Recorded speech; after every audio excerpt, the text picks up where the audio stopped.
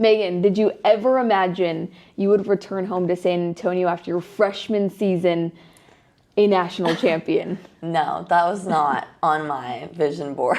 I mean, I always thought our team could like go super far. I remember like the very first practice thinking the team was super special. But it actually happening, I haven't even processed it for real. You've only been in San Antonio at the time we're talking for a couple of days. Can you just try to encapsulate what these last few days have been like after getting the victory against Kentucky in Kansas City on Sunday?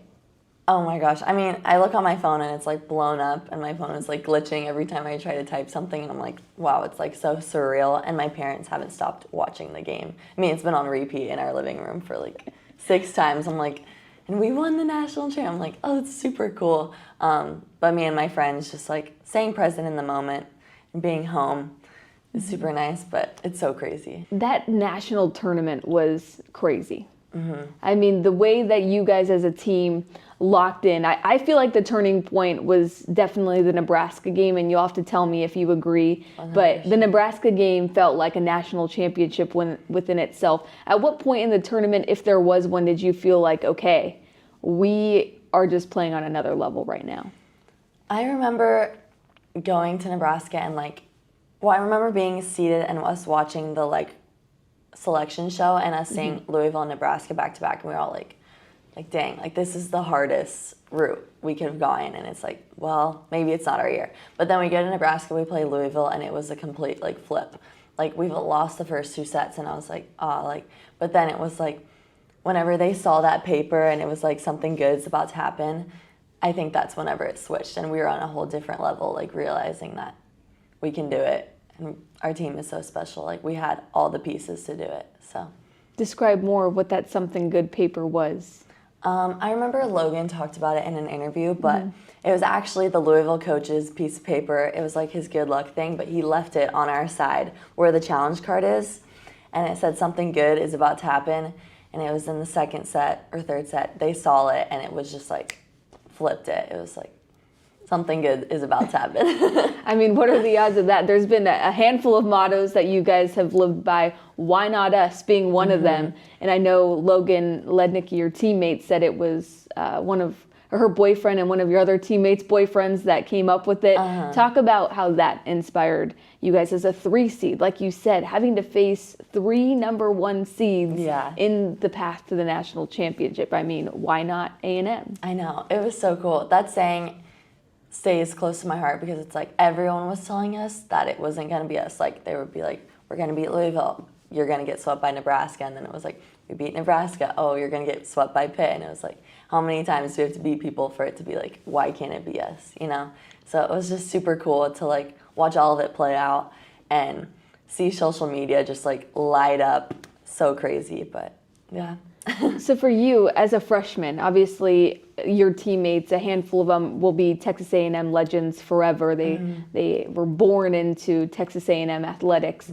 And a handful of seniors, of course, leading this victory. But as a freshman, what was it like playing in this tournament and being a part of this team? It's so crazy. I mean, all the pieces lined up so perfectly, like the seniors staying in that program, and then us freshmen like 2 years ago trusting Jamie would build that program. I think it was just so perfect that there wasn't any way it wasn't God. Like seriously, like it's so cool being able to play in this tournament as a freshman and like the role, I don't know, just super cool. Yeah, you mentioned that role, and that's something that's so admirable about you is before you even played in your first game for Texas A&M, you were talking about embracing the role that you have on a team that's so senior-led. Yeah. Where does that stem from? Why do you embrace your role, and what is your role? Well, my sister, whenever they won, she had me and her kind of have the same role. It's just like staying consistent and like being patient for when it's your time, and like when it is your time, going all out and giving your all in. And I feel like really proud of myself for what I did. Like whenever they would throw me in, I thought I did very well, and just like helping the team in any way I could, like being supportive and like those practices. I feel like that was my role, and I wanted to give it all that I had, especially like the seniors, it being their last year. I really wanted everything to go well for them, so it was super cool. you casually mention your sister also being a Texas A&M national champion with the women's tennis team. Yeah. When she accomplished that feat when you were in high school, what did you witness from your sister? That was so cool. I remember, because that was her last year playing tennis ever, so I just remember a surreal feeling for her and like being so thankful and God's greatness and faithfulness. Our whole family was like, oh my gosh, like Texas A&M, it's your time now. And I was like, yeah, like maybe. And then it for real happening is just so crazy that like 2 years ago, I was like, yeah, like maybe we could win a national championship. And we brought one back, which is so cool. I mean, you're home for the holidays, so I'm sure you've seen a lot of family. What's the reaction of your parents, extended family, of having two sisters being national champions? Yeah, they will not stop talking about it. Like the first time we meet anyone, they're like, did you know like she just won a national championship? I'm like, I think they know. But it's so cool. I mean, I remember whenever we beat Pitt, all of my family came down. Like they flew down, my aunts, uncles, my cousin. She drove down. Everyone just wanted to come and watch that last game because it was like a feeling that we could do it and that we did it. So it was super cool. Mm-hmm. And now going back to the championship night, the celebration in Kansas City, then going back to Aggie Land and being welcomed by all of the Texas A&M volleyball fans, so and cool. Especially after a weekend that was the nation talking about Texas A&M athletics, right? What was it like? What was your celebration like? Yeah. Well, we got back to Texas A&M at we were supposed to leave at 9. No, bus was leaving at 8:15. Everybody got there at 10:15. So the plane didn't leave until 11:45, and we didn't get back until 1:30 at A&M. And all the people still being there was crazy. I remember all of us were like, there's no way people are going to be here. It's too early. And everyone was still there, and we all did the war hymn. It was just the 12th man rolls deep, and that it's so crazy. Mm-hmm. And being in Kansas City, obviously you guys were soaking in the moment if you were late for the bus.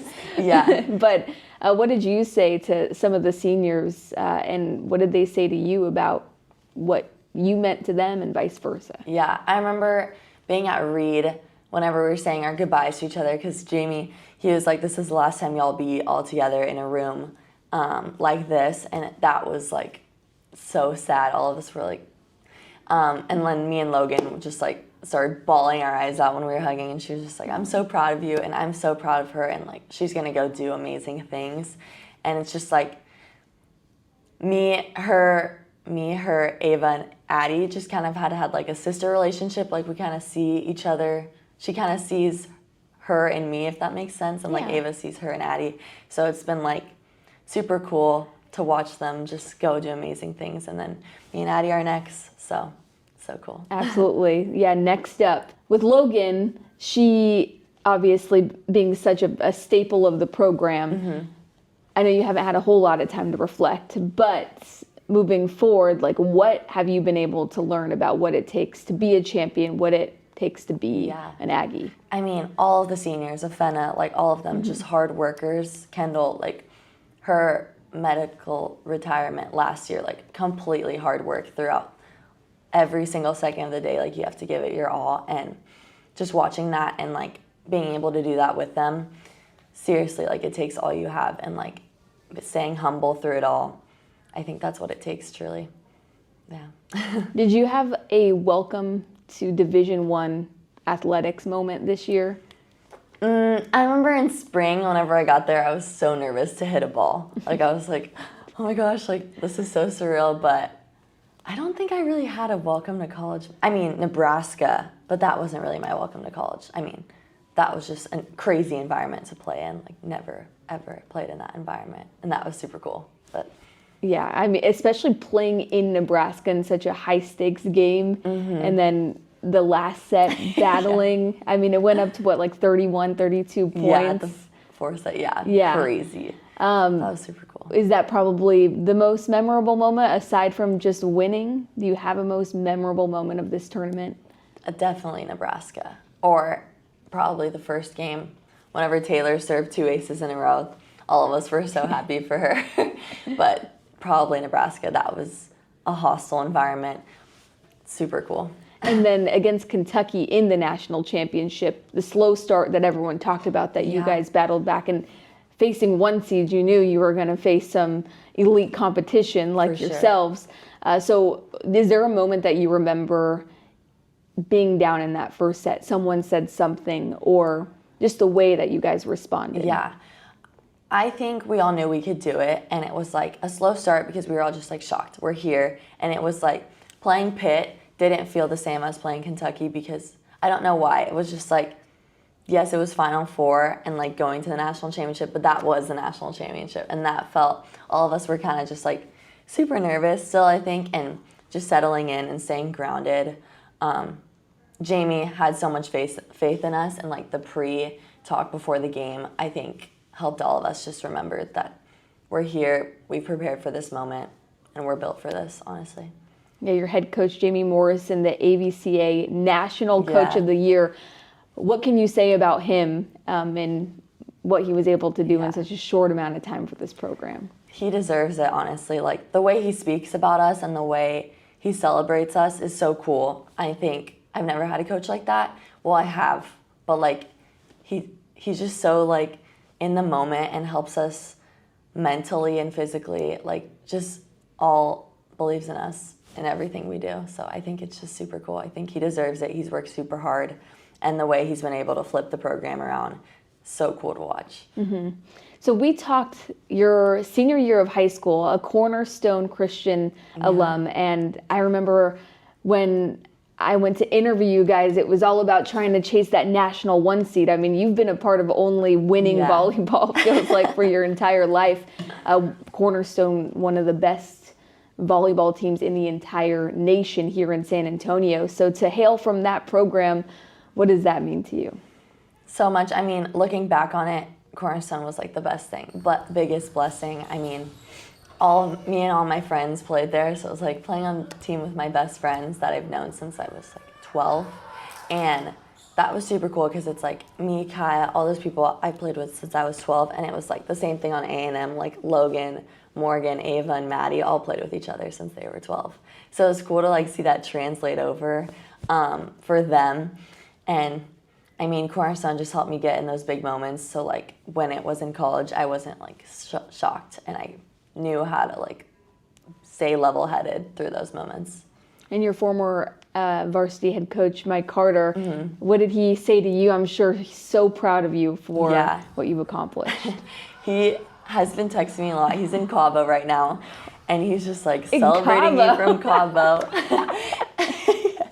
He's always in Cabo. I love him so much. But him and his wife are in Cabo, and they're like, we're watching the game, and he has like A&M shirts on. It's so cool. He's one of my biggest supporters too. Yeah. Okay, so what's next for you? A freshman national champion. What do you hope to accomplish now? I think just keeping the program there. Like, people are like, okay, like, is that it? You know, but it's not it. I mean, I think A&M is on everyone's watch list, and it's like everyone knows who A&M now is. We all want to keep it that way and keep that expectation and that level and keep going to the Final Four. Like, just have it not like, oh my gosh, A&M's going there, but A&M should be there, you know. And do you have a message for San Antonio volleyball up-and-comers that see what you've done and want to do something similar? Yeah, I mean, you can do it. Hard work. I mean, in the recruiting process, just like looking for a place that you love, and it just should feel right. And that felt right for me at A&M. So yeah, everyone's got it. And it all worked out. Yes. Awesome. Well, thank you very much for your time. Thank you. I appreciate it.